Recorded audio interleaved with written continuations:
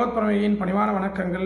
நாய் யாருக்கு தான் பிடிக்காது? சின்ன வயசில் மேன்சி அப்படின்ற ஒரு நாய் வளர்த்துருந்தேன். பொம்மேரியன். ஆக்சுவலாக அது வெள்ளை கலர், அழகாக இருக்கும். ஒரு குறிப்பிட்ட காலகட்டத்துக்கு, நான் சொல்கிறது ஒரு 15 வருடங்களுக்கு முன்னதாக வளர்த்தது. அந்த நாய் அப்போ எப்படி வேக்சின் பண்ணணும், எந்த மாதத்தில் நம்ம அதை ஊசி போடணும் அப்படின்றலாம் தெரியாது. நான் வளர்த்தது ஒரு பெண் நாய். அதுக்கு மேன்சி அப்படின்னு வச்சேன். அப்பயே எனக்கு ரொம்ப மகிழ்ச்சி. அந்த நாய் இரு கால்களுமே செயலிழந்து போயிடுச்சு. அந்த நாய் நான் என்ன பண்ணுறது அப்படின்னு பார்த்துட்டே இருக்கும் பொழுது, அந்த நாய்க்கு நாம் உணவு வச்சோம்னா, நம்ம ஃபேமிலியில் இருக்கவங்க உணவு வைப்பாங்க, அதில் நாம் போய் உணவு வச்சோம்னாலுமே கொஞ்சம் அது சங்கோஜப்படும், கஷ்டப்படும், கடிக்கிற மாதிரி ஒரு சூழல் ஏற்படும்.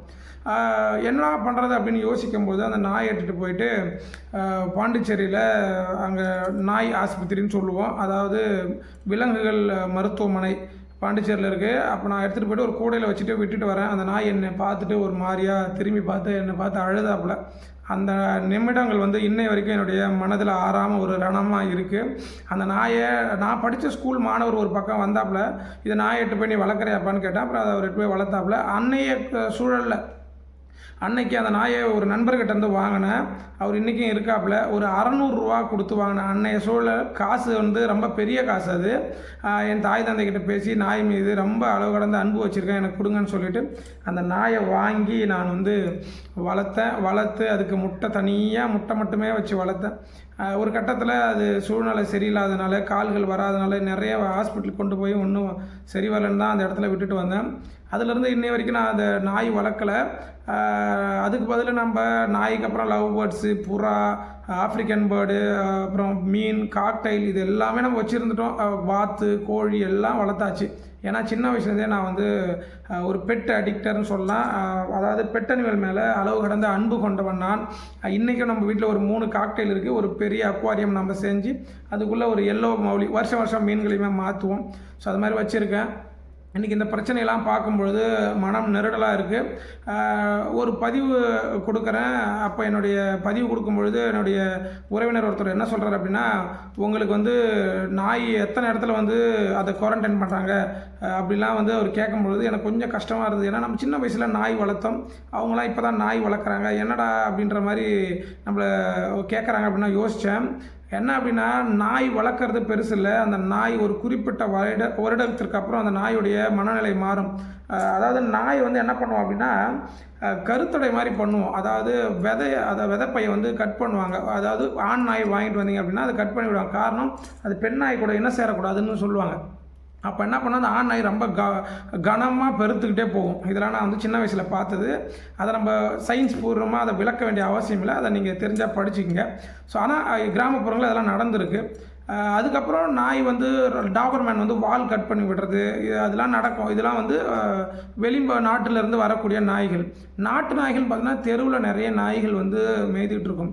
ஆனால் நம்ம வளர்க்குற நாய் என்ன பண்ணோம்னா, ஒரு குறிப்பிட்ட வயசுக்கு அப்புறம் அந்த நாய் உடல்நிலை சரியில்லாத போது ரொம்ப மன கஷ்டமாக இருக்குது, அது சாகிற கண்டிஷனில் இருக்கும்போது நம்மளோட முடியல அப்படின்போது என்ன பண்ணுவாங்க, இறந்ததுக்கப்புறம் வீட்டு பக்கத்துலேயே ஒரு மண் தோண்டி புதைக்கக்கூடிய ஒரு சூழலாம் நான் என்னுடைய கண்குளிராக பார்த்துருக்கேன்.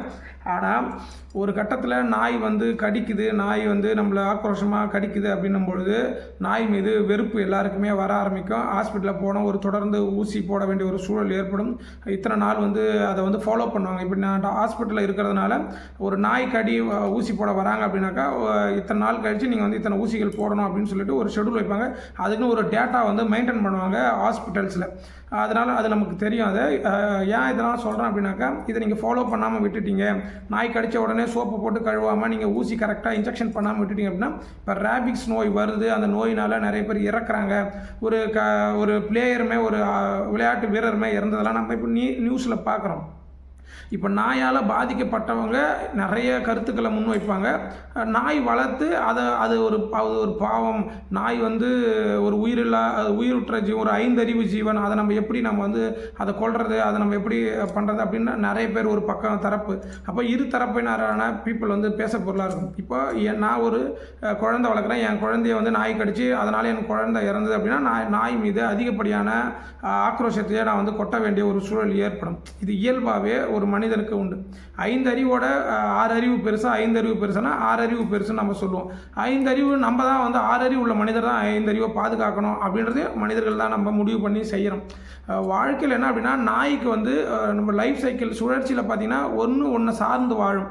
ஒரு புழுவை ஒரு பறவை வந்து அந்த புழுவை சாப்பிட்டு வாழும், அப்படியே மாறி மாறி வாழ்ந்துட்டு வரும். ஆனால் நாய்க்கு அந்த மாதிரியான ஒரு சூழல் இல்லாததுனால அதோட இனப்பெருக்கங்கள் ஜாஸ்தியாகுது. அதாவது 63 நாட்களில் அது வந்து கர்ப்பம் தரிக்கக்கூடிய ஒரு சூழல் அப்படின்னு நம்ம படிச்சிருக்கோம்.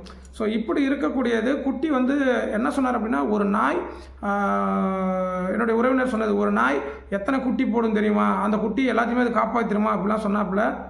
அது ஏற்புடையது தான். ஒரு நாய் 10 குட்டி போடுது, 6 குட்டி போடுதுன்னா அந்த 6 குட்டியில் அந்த 10 குட்டி போடுனா ஒரு 4 குட்டி தான் அதை காப்பாற்ற முடியும். 6 குட்டி இறக்கக்கூடிய சூழல்லாம் ஏற்படணும். அது நாய்ங்களுக்கு மட்டுமே நடக்குதுன்னு ஒரு தரப்பு வச்சாங்க. அதாவது எங்கள் ஆயா 10 குழந்தை ஈன்றெடுத்தாங்க, 10ல் வந்து 6 குழந்தை தான் உயிராக இருந்ததுன்னு ஆயா சொல்லி நம்ம கேட்குறோம். அப்போ மீதி 4 குழந்தைகள் இறந்துக்க சூழல். மனிதராலே இத்தனை குழந்தைகளை காப்பாற்றக்கூடிய ஒரு சூழல் ஏற்படலை, முடியல அவங்களால. அப்போ நாய் என்ன பண்ணும், அது எங்கேயும் வேலைக்கு போக முடியாது, அது ஏதாவது ஒரு சம்பாரிச்சு அந்த குழந்தைகளுக்கு சாப்பாடு கொடுக்க முடியாது.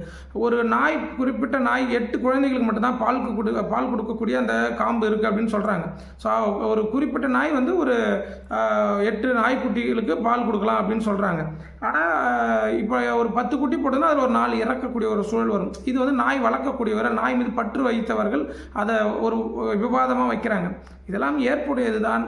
ஆனால் இருப்பினும் இப்போது மனிதரை வந்து குடும்ப கட்டுப்பாடோடு இருக்கணும்னு சொல்லிட்டு ஒரு வீட்டுக்கு 2 குழந்தைகள் அப்படின்றவே தான் சொல்கிறாங்க. இப்போ மனிதர் நம்ம சுயமாக முடிவெடுக்கக்கூடிய ஒரு சூழல் இருக்கும். ஸோ நம்மளே அரசாங்கம் சொல்லி 2 குழந்தைங்க மேலே பெற்றெடுக்காதீங்கன்னு ஒரு சட்டம் விதிக்கிறாங்க.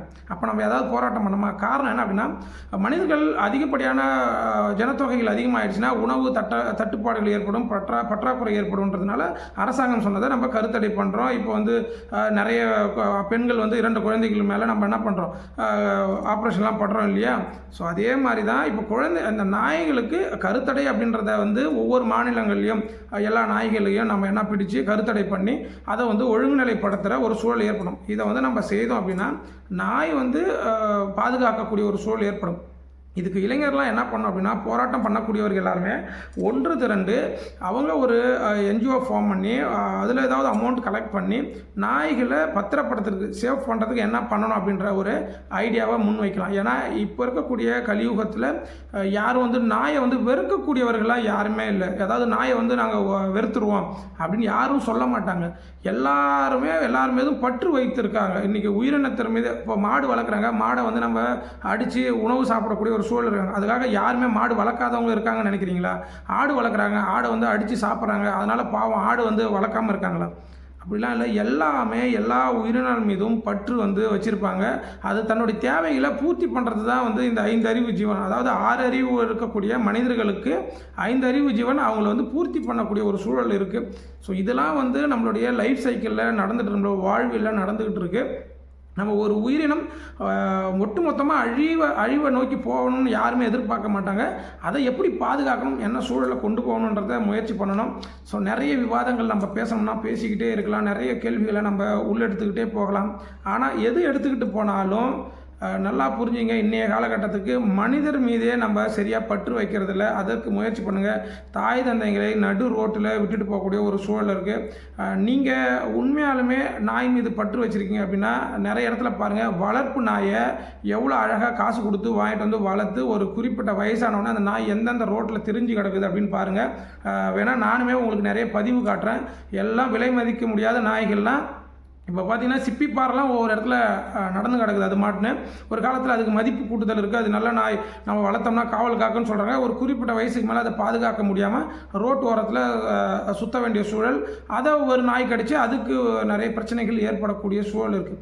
ஸோ இதெல்லாம் வந்து ஒழுங்கு நிலைப்படுத்தணும். நான் சின்ன வயசில் இருக்கும்போது கொம்யூன் பஞ்சாயத்தில் ஒரு நாய் பிடிக்கிற வண்டி இருக்கும். அது வண்டிக்குள்ளே நிறைய நாய் இருக்கும்.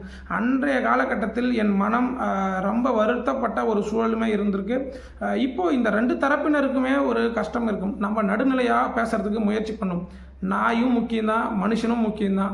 அப்போது மனுஷன் முக்கியமாக நாய் முக்கியமானு சொல்ல போனால் நம்ம ஃபஸ்ட்டு எதை எடுப்போம்? மனுஷனை தான் எடுப்போம் இல்லையா? அதை வந்து முடிவு பண்ணுங்கள். குழந்தை முக்கியமாக, நாய் முக்கியமாக? நிறைய நாய்கள் ஒரு குழந்தைய கொன்று சாவடிச்சிருச்சு அப்படின்னு சொல்லும்போது அந்த இடத்துல நாய் மீது கண்டிப்பாக வெறுப்பு தட்ட ஆரம்பிக்கும். அதை எப்படி ஒழுங்குநிலைப்படுத்தணும் அப்படின்றத பாருங்கள். வளர்க்கக்கூடியவர்கள் என்னென்ன நெறிமுறைகளை கடைபிடிக்கணுன்றதை நீங்கள் ஃபாலோ பண்ணுங்கள். இதெல்லாம் வந்து இன்னும் குறிப்பிட்ட காலகட்டத்தில் அரசாங்கம் நெறிமுறைப்படுத்தும். நீங்கள் நாய் மட்டுமே பேசிகிட்டு இருக்கீங்க. நான் மீன் சார்ந்து வரதுனால, நான் ஒரு வீச்சு வலை ஆசிரியர்ன்றதால, நான் மீன் பிடிக்கிறதுனால நான் ஒன்று சொல்கிறேன் கேட்டுங்க. நிறைய பேர் மீன் வளர்க்குறாங்க. அதாவது வெளியிலேருந்து இம்போர்ட் பண்ணக்கூடிய, எக்ஸ்போர்ட் பண்ணக்கூடிய மீன்கள்னு சொல்லக்கூடிய இந்த அலிகேட்டர் இருக்குது, டேங்க் கிளீனர் இருக்குது. இந்த மீன்கள்லாம் வந்து நம்ம நீர்நிலையில், அதாவது மீன் தொட்டியில் வளர்த்துட்டு, அக்வாரியமில் வளர்த்துட்டு கொஞ்ச நாளுக்கு அப்புறம் அதை என்ன பண்ணுறோம் தெரியுங்களா, எடுத்துகிட்டு போயிட்டு தண்ணியில் விட்டுறோம். தண்ணியில் விட்டனால என்ன ஆகிடும், உள்ளே இருக்கக்கூடிய நம்ம நாட்டு மீன்கள் இனங்கள் எல்லாமே அழிஞ்சு போச்சு. இது அழிஞ்சது யாருக்குமே தெரியாது. ஏன்னா அது நீருக்குள்ளே இருக்கிறதுனால அது யாருக்குமே தெரியாது. இதனால் என்னென்ன இடர்பாடுகள், ஒவ்வொரு ஆற்றுல எவ்வளோ டேங்க் கிளீனர் இருக்குதுன்னு தெரியுங்களா, அந்த மீனால் என்னென்ன பாதிப்பு இருக்குதுன்னு தெரியுமா, இதெல்லாம் தெரியாது. நம்ம நாய் வந்து தெருவில் இருக்குது, நாய் வந்து பாதிப்பு இருக்குன்றதுனாலையும் அதை தெளிவுபடுத்துகிறாங்க. நாய் இப்போ எல்லாத்தையும் கட்டுப்படுத்துகிறாங்கன்றனால அதை நம்ம தெளிவுபடுத்தி போராடுறோம். நல்லா புரிஞ்சுக்கங்க இளைஞர்கள் எல்லாருமே, வருங்கால சமுதாயங்கள் எல்லாமே என்னென்ன சூழல் நடக்குது, நம்ம எப்படி அதை சரி செய்யணும் அப்படின்றத முயற்சி பண்ணுங்கள். ஸோ வெளியேருந்து வாங்கக்கூடிய மீன்களில் இந்த மீன் இதுக்கு மேலே நம்ம தொட்டியில் வச்சுட்டோம்னா என்ன பிரச்சனை, அதை நீர்நிலையில் விட்டால் என்ன பிரச்சனை அப்படின்றதுமே நம்ம யோசிக்கணும். இது நாய்க்கு மட்டும் இல்லை, புறாவாக இருக்கலாம், கிளியாக இருக்கலாம், மயிலாக இருக்கலாம். இன்றைக்கி மயிலோட இனப்பெருக்கங்கள் அதிகமாகிடுச்சு, ஆனால் நரியோடைய இனப்பெருக்கங்கள் சுத்தமாக குறைஞ்சிடுச்சு. இதை யாரும் முன்னெடுக்கலை. அப்போ விலங்கை பற்றியான முழு விளக்கங்களையும் இப்போ பள்ளி கல்லூரிகளில் நம்ம தெளிவுபடுத்தணும். இப்போ சமீபத்தில் என்னுடைய பொண்ணுடைய புத்தகத்தில் படித்தேன், ஃபாரஸ்ட் ஆக்ட் பிரகாரம் நீங்கள் காட்டு விலங்குகளுக்கு உணவு கொடுப்பீங்களான்னு கேட்குறாங்க. காட்டு விலங்குகளுக்கு உணவு கொடுத்தோம்னா அது ஊருக்குள்ளே வந்துடும் சொல்கிறாங்க. அது வந்து தடை செய்யப்பட்ட அது ஒரு சட்டம் ஏற்றப்பட்டது. நீங்கள் காட்டு விலங்குகளுக்கு உணவு கொடுத்தனா அவங்க தூக்கி உள்ளே வச்சுருவாங்க அப்படின்னு சொல்கிறாங்க. அது உண்மைதான் இல்லையா? நான் ஒரு காலகட்டத்தில் கூண்டு செஞ்சு, அதாவது டிரான்ஸ்ஃபார்மில் மாட்டின சிட்டுக்குருவிங்களாம். அப்புறம் ஒரு நாள் யோசித்தேன், நம்ம அதோட வேலையை நம்ம செஞ்சிட்டோம் அப்படின்னாக்கா அப்போ அது என்ன வேலை செய்யும் அப்படின்றத யோசித்தேன். அதை நம்ம சோம்பேறி ஆக்குறோம் அப்படின்றத முடிவு பண்ணோம். ஸோ அதனால் எந்த ஒரு விஷயங்களை நம்ம முன்னெடுத்தாலும் அதில் மெரிட் டிமெரிட்லாம் நம்ம பார்க்கணும். நம்ம தான் சோம்பேறி ஆகிறோன்றதுக்காக எல்லா உயிரினங்களையும் நம்ம சோம்பேறி ஆக்கிறதுக்கு முயற்சி பண்ணக்கூடாது. அதோடைய வாழ்க்கையை அது தேடி பயணம் பண்ணணும். எப்படி நம்ம ஓடி போய் உணவு தேடுறோமோ அது மாதிரி நம்ம தேடுற மாதிரியான விஷயங்களை நம்ம கற்றுக்குங்க. ஸோ உங்களுக்கு புரியும் நினைக்கிறேன். மிருகங்கள் அச்சுறுத்தலாக இருக்குது அப்படின்னா அதை கண்ட்ரோல் பண்ணுறது அது அரசாங்கம் தான் கண்ட்ரோல் பண்ணணும்.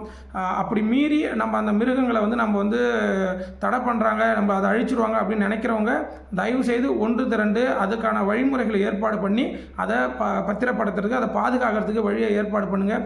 ஒரே தரப்பினர்கள் வந்து வெறும் குறை மட்டுமே சொல்லிக்கிட்டு இருந்தோம் அப்படின்னாக்கா அதில் வர இடர்பாடுகளையும் நம்ம சந்திக்கக்கூடிய சூழல் இருக்கும். நாடு என்ன நிலைமையில் இருக்குது, நாட்டுடைய வருமானங்கள் என்ன இருக்குது, நாட்டில் என்னென்னலாம் பற்றாக்குறை இருக்குது, மனிதர்களுடைய இனப்பெருக்கங்கள் எப்படி இருக்குது, மனிதர்களுடைய வளர்ச்சி எப்படி இருக்குது, மனிதர்களுடைய உணவு தட்டுப்பாடுகள் எப்படி இருக்குது, அதையும் நம்ம பார்க்கணும்.